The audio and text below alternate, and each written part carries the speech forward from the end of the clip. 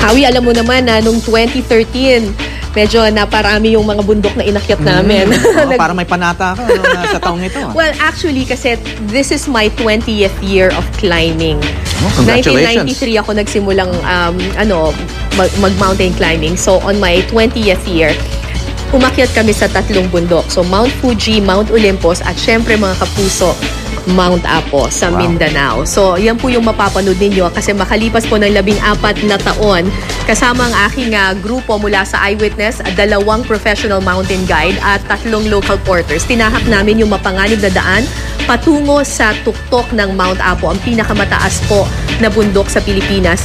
Medyo mahirap yung dinaanan namin kasi inabutan kami ng malakas na ulan, hindi lang po ng hamog pero ng ulan din po, pero hindi po sumuko ang aming team at itinuloy po ang pag-akyat. Mapapanood niyo po ang kabuuan ng aming paglalakbay patungo sa tuktok ng Mount Apo sa Eyewitness sa GMA7 mamayang gabi po yan, mga kapuso.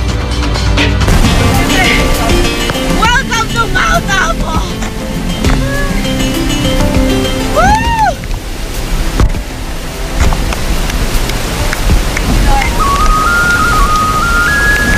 Yun na yung summit. That's the Kaya summit. ka nagse-celebrate noon. Okay. Yun ang pinakamataas na bundok sa Pilipinas. Yes, it is. Almost 10,000 feet. At hindi yan dire-diretsong climb, no? Hindi. Ang hindi alam masyado ng maraming tao is that Mount Apo is a volcano.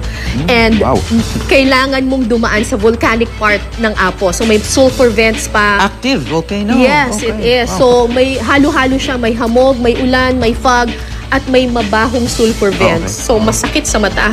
Kasi yung amoy niya parang rotting eggs. No? Right. So abangan niyo po yan mamayang gabi sa Eyewitness sa GMA7 po.